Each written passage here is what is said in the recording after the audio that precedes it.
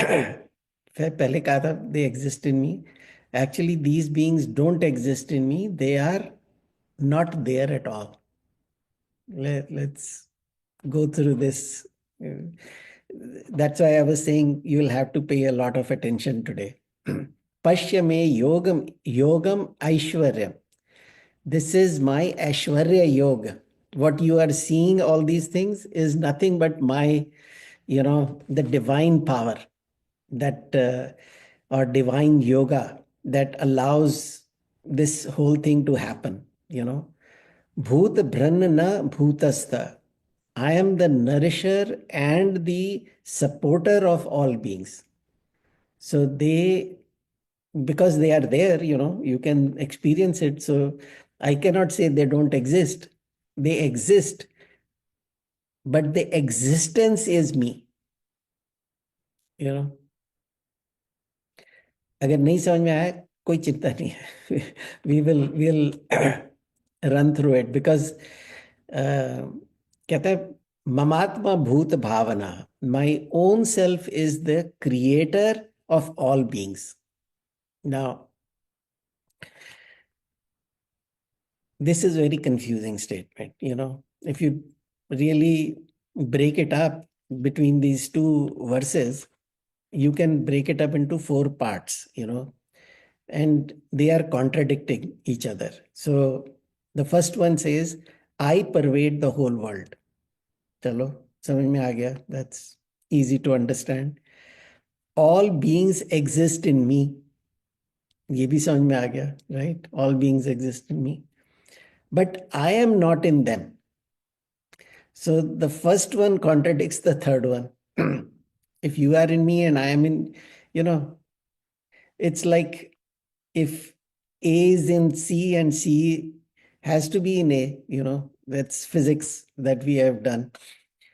But it says, I am not in them. And the fourth one says, these beings don't exist in me at all. Which is total contradiction to number 2. So let's now go through this slowly, so that we can understand what Bhagwan is trying to say, because it is a kind of mystical, and it is also sometimes that is why Bhagwan says it is guhyatamam. It is the most secret, because it's hard to understand, hard to grasp, So Bhagwan says, okay, now let me explain it to you. And I'm just going to go through what I have understood, So let's analyze this. Simple, So how do we perceive the world? We perceive the world through sense organs, right? It's very simple.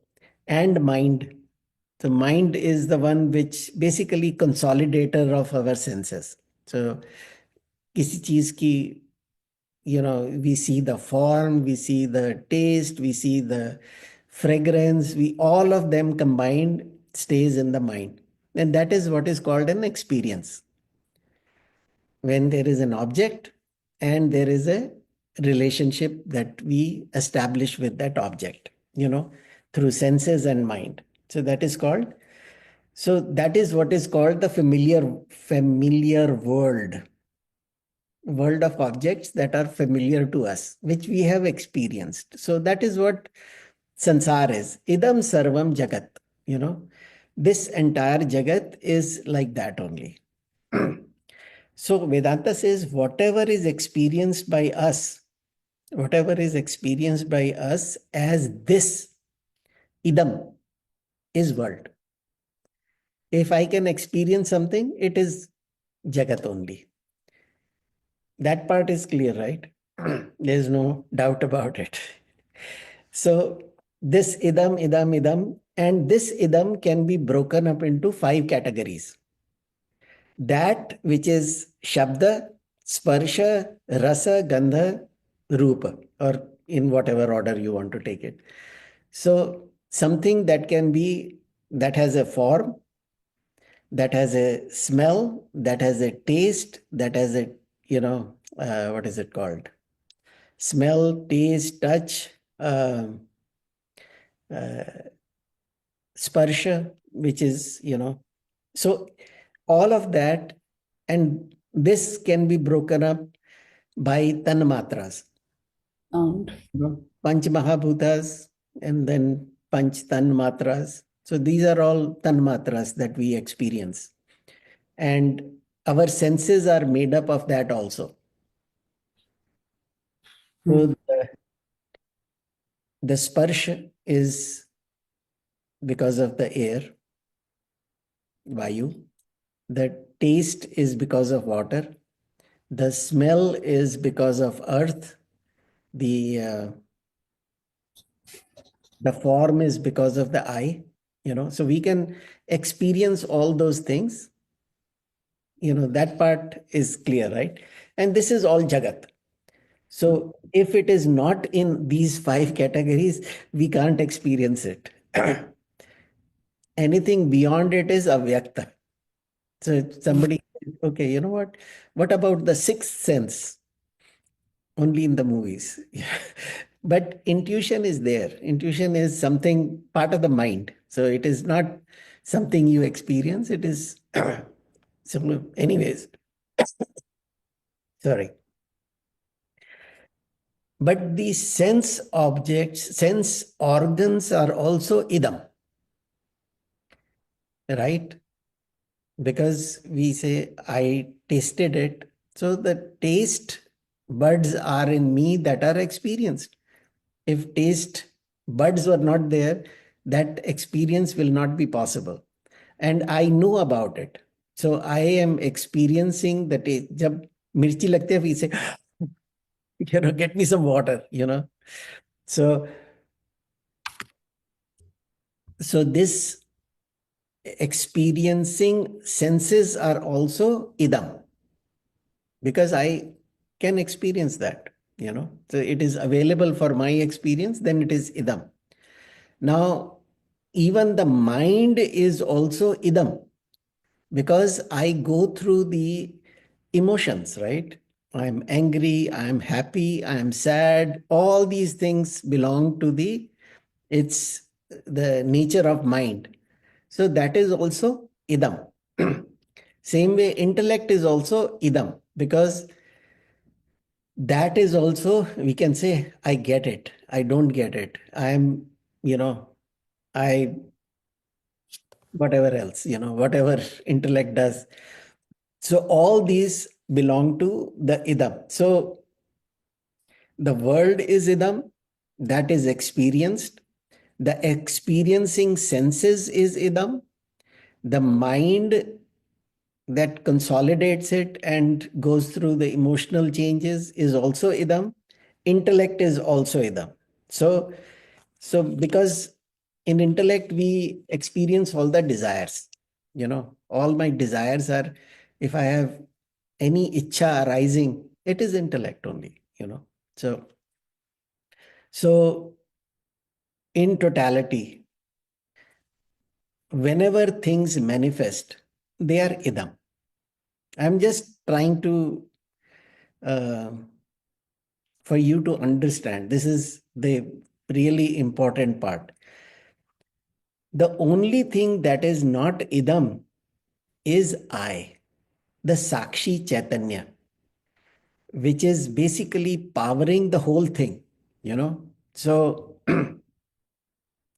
because aham is never experienced, we may say, no, no, no, but I know I am, I exist, but I don't exist as a object for me because I never goes through any change. Every time I experience something is because there has been some change. I am angry. If I am always angry, then I won't know I am angry. Because if I had been in a state which was not angry, then I would understand I am angry. You understand? But the aham never goes through any change. It's avyayam. changeless, So aham can never be experienced as idam. Let's put it that way. Like we said, objects are experienced as idam, which are basically क्या था शब्द रूप रस गंध स्पर्श. So that is experienced as idam. The senses are experienced as idam. The mind is experienced as idam. The intellect is experienced as idam. So the only thing that is not in the idam realm is aham. So that is because कहता है यद दृश्यम तत् जड़म. Whatever is seen means experienced. All these 5 things that we talked about is experience only. So those are experienced. And yat drishyam tad jadam. They are jada vastu. And that which is jadam, कहता है yat jadam tat jagat. The jagat is jad. You guys get it? Understand? Okay. Understand this as, okay, right now, understand the concepts. That's all we have to understand for now. So when we see the world, we want to understand that there must be a cause to this world. See, you remember the 3 laws of causation or 3 laws of spirituality. The first says that if there is an effect, there must be a cause. So, and no effect can be there without a cause. So that's the first postulate, first law. So we did this inquiry in the 7th chapter. If you remember, I'll just read it. Matah parataram na anyat kinchidasti dhananjaya. So what it means is there is nothing other than me. And I am like the thread in that, not a garland, what is it called? The Sutra Manigana. I am the Mala. I am the mala. I am the mala in which all these things are there. The whole Jagat is in me like mala, but we also talked about that Jagat is no different than the mala itself. They are all contained, and I am the Sutradhar, of the whole thing. I am the Sutra and I am also the Sutradhar. Because other than me, there is no other cause of this world. That is the declaration here, the problem comes when, as a philosopher or thinking, we always want to see the cause in idam only.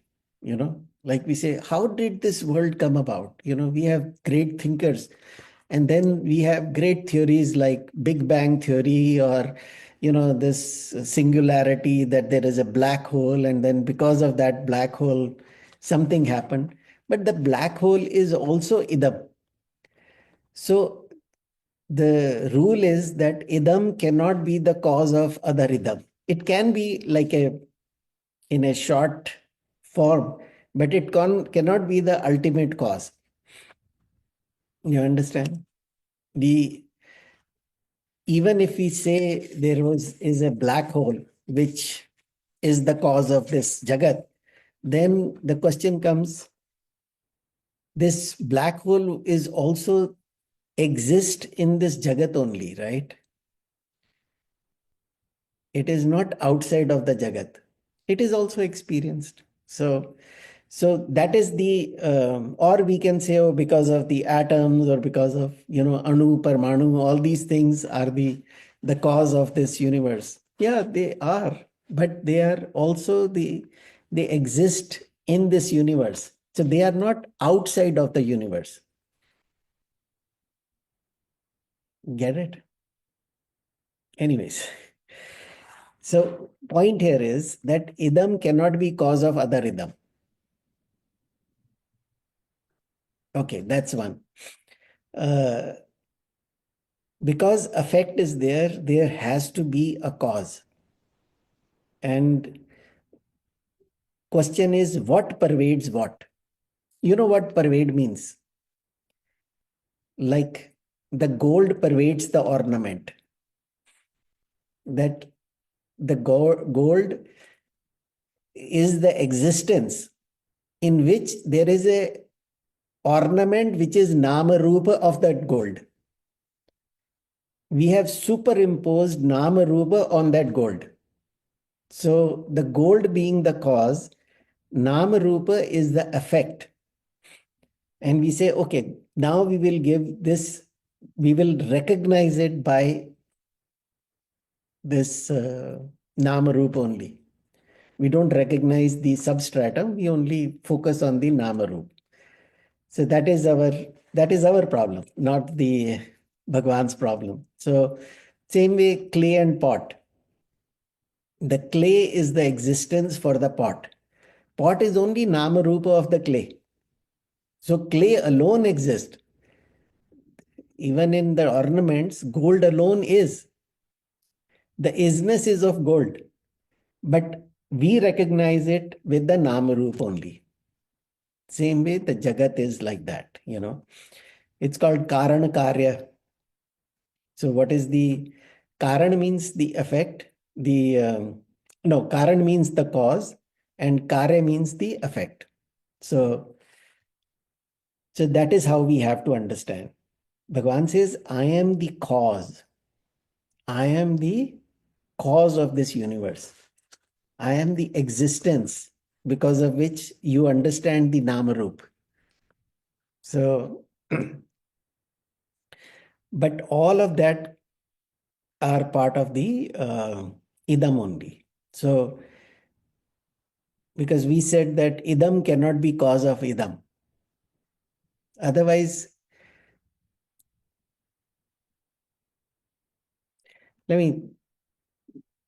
I'll go through it later on. In a relative plane, it can be, because we can say, okay, yogurt is the effect, milk is the cause. But milk and yogurt both are idam only. So that we can say. But we are talking about at a highest level. Anything in this jagat. So where did this jagat come about? That's what we are talking about. So jagat itself cannot be the cause for this jagat. Otherwise, it will not make sense, right? Something other has to be there, because in an absolute sense, the world cannot come about on its own. That's the whole point here, So the cause only pervades the effect, and the cause in this case, Bhagwan says, is aham, maya. I am that cause which pervades this jagat. All the experiences that we have is nothing but Bhagwan in another Namarup. Understand it that way, if that makes it. Kehte, Dragyeva natu drashyate. We did that in a lot of these concepts, Bhagwan, in Dragdrashya Vivek are taken from this chapter. We can say, if we understand this chapter, we don't have to read Dragdrashya Vivek. Or if we read Dragdrashya Vivek, then this chapter becomes very simple to understand. This is all Dragdrashya Vivek, nothing else. So Dragyeva natu drashyate. That means that Chaitanya Swarup, that Avikari, that is Avyaya, Chaitanya, Sat Swarup, that is the cause for this. The cause is what? It is changeless, it is immutable, it is the consciousness, and it is limitless. So, but everything in this Jagat is opposite of that. everything is vikari, which means changing. It is uh, it is not consciousness. It is illumined, not illuminator. Everything that we can say the mind is the illuminator for this particular thought, right? Which is fine, but that is at a very relative level. But mind gets is its power to illuminate from the Chaitanya only. Mind doesn't have the power to illuminate. Because I am Chaitanya, that Chaitanya illuminates uh, the mind to become the illuminator of the objects. It's a relative thing. So Bhagavan says, I am that illuminator of all that idam. And we already concluded that anything from intellect all the way to the objects of this world are all illumined. Okay. It's becoming clear. Because every effect has a cause, and cause only pervades the effect, like gold pervades the ornament. So the sat, when we say something, we say it exists. Like I say a glass of water, glass of water exists, but the existence does not belong to the glass or the water. The isness is coming from something totally different. That is aham. It's very hard to grasp it at the first go, but let me keep on explaining it. How does the question is, how does the Chaitanya uh, becomes the Jada Vastu? Kind of, we are saying that Bhagavan says it doesn't become, it only appears, just like the rope and snake. The snake was never there to begin with, but I am experiencing the snake. The snake is experienced by all my senses. I am by my mind, by my intellect. I don't see anything other than snake. But the guy who has seen the rope understand that snake is only superimposed on that sat, on that rope. Same way, the whole Jagat is superimposed on that Sat, which is Aham. Aham is also I, Aham is also Paramatma. See, that is the beauty of Vedanta. Vedanta says it is not like I am abandoned by Bhagwan. Bhagwan alone is me.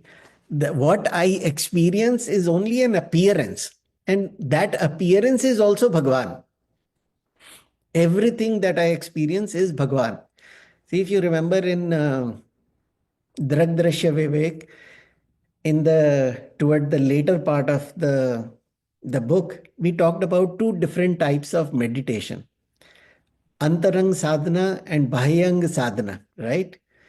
The Bahyang sadhana means start to see Bhagwan in everything. That is one way to see Bhagwan.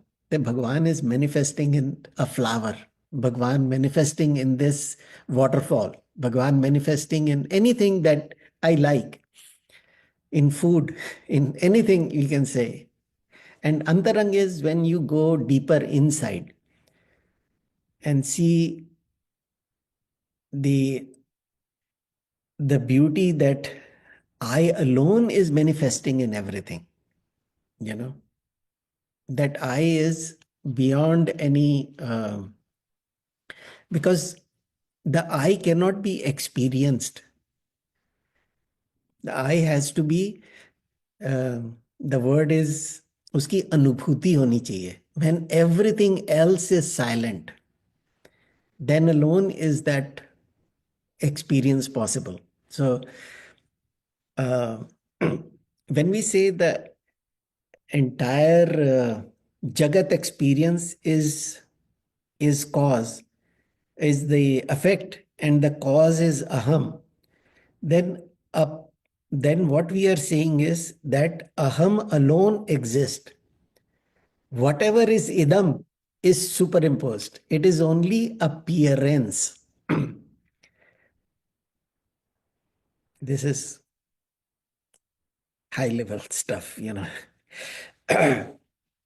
Bhagavan says all exist in me because all have existence and I am that existence. See, we are so used to seeing objects and existence as one and the same thing. That is our current limitation. But the more we analyze, the more we think through it, it becomes slowly clear, you know. It's like you try to loosen that grip, you know, of our current understanding. So even for a illusory object, you know, if we say the snake is, the snake isness is also experienced, right? That isness is also real, you know. Real means the isness is real. The sat aspect is real.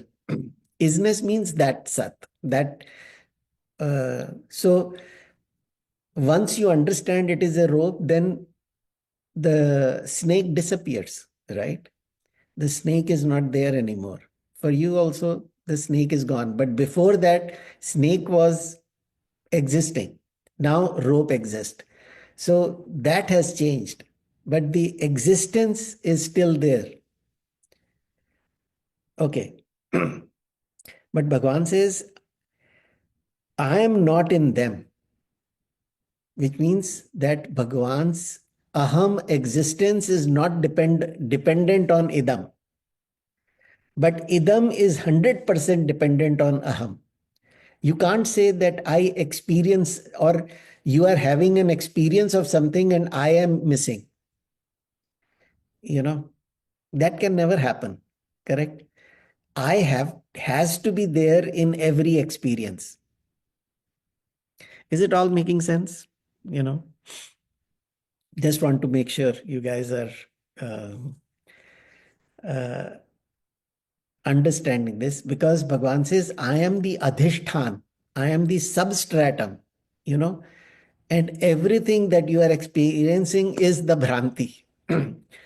But this Bhranti is so real. Bhranti is so. Uh, Let me think of an example like, you know, TV and we are watching a show, right? When we are watching a show, the adhishtan is the TV, right? Our focus is not on adhishtan. We are watching a show and the show is continuously going on and we are totally engaged in that show. But is the show dependent on TV? 100%. Without TV, that show is not possible. But is TV dependent on the show? When the show is not there, you turn off, the TV is still there. So think of Bhagwan as the TV on which this Jagat is the show that is going on. I'm just making this up, you know. Uh, Earlier, we used to give example of screen and the movie projection, but nowadays, I think TV is a more relevant example. So think of Bhagwan as the TV and Jagat as the as a show. So there are multiple shows going on. You know, it's not like you don't like one show, you change the channel. Same way we change life. You know, we go through many, many such experiences. So now let's recap what we are talking about. So,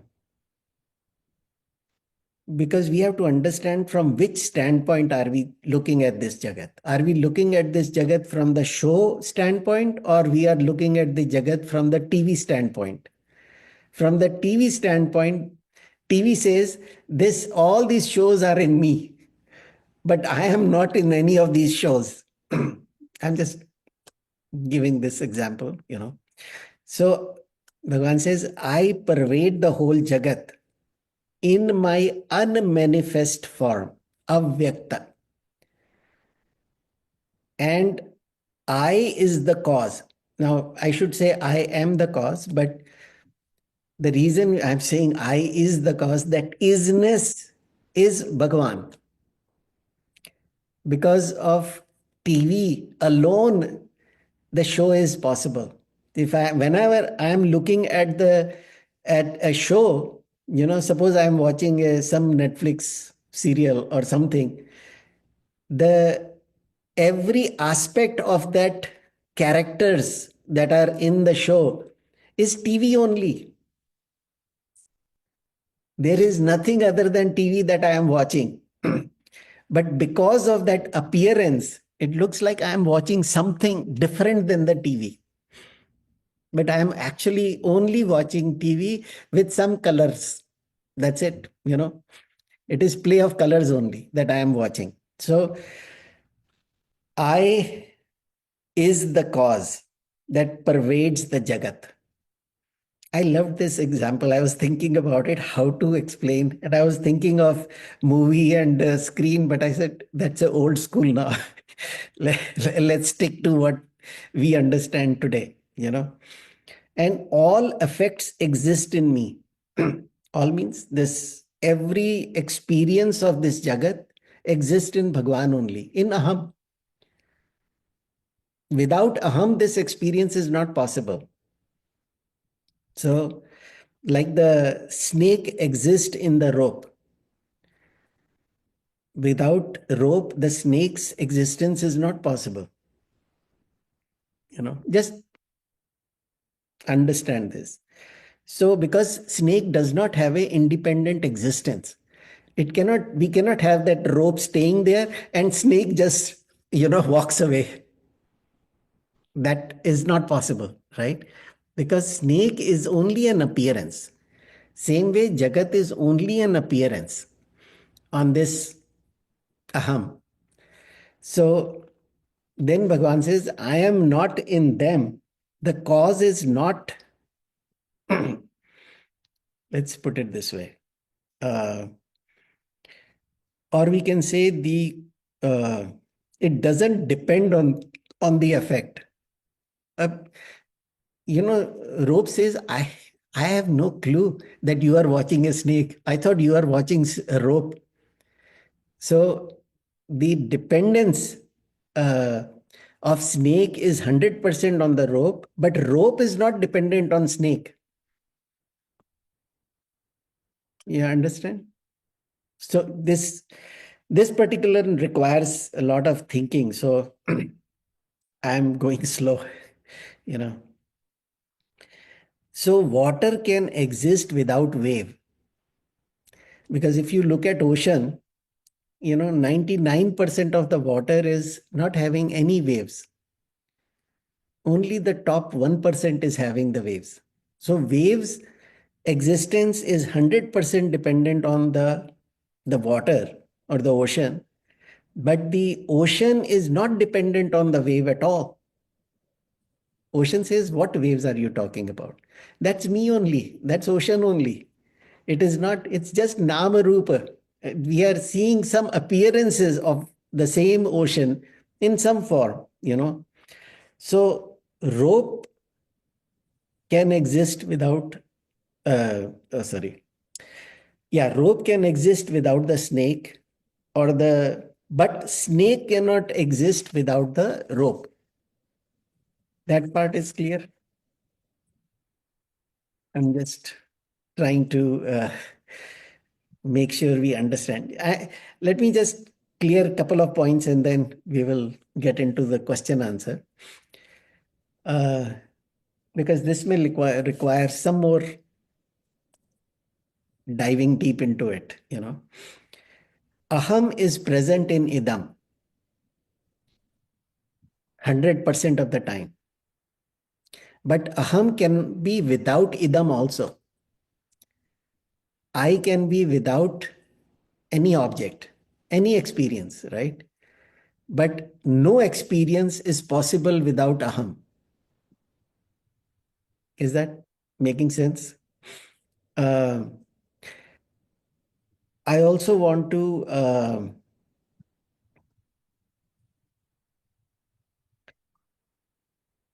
give another example, but this will take some time. So maybe we can stop here, but uh, I'll continue from here only. I don't want to leave this topic because without understanding this, the others will not be as, uh, we can go through it, but I think it will be important that we spend some more time on this particular verse, you know. So let me stop here and we'll continue from here at only on Tuesday. So, Om Purnamada Purnamidam Purnat Purnamudachyate Purnasya Purnamadaya Purnameva Vashishyate. ॐ त्र्यम्बकं यजामहे सुगन्धिं पुष्टिवर्धनम् उर्वारुकमिव बन्धनान् मृत्योर्मुक्षीयमामृतात् ॐ त्र्यम्बकं यजामहे सुगन्धिं पुष्टिवर्धनम् उर्वारुकमिव बन्धनान् मृत्योर्मुक्षीयमामृतात् ॐ त्र्यम्बकं यजामहे सुगन्धिं पुष्टिवर्धनम् उर्वारुकमिव बन्धनान् मृत्योर्मुक्षीयमामृतात् ॐ शान्ति शान्ति शान्ति. All right, we can go through.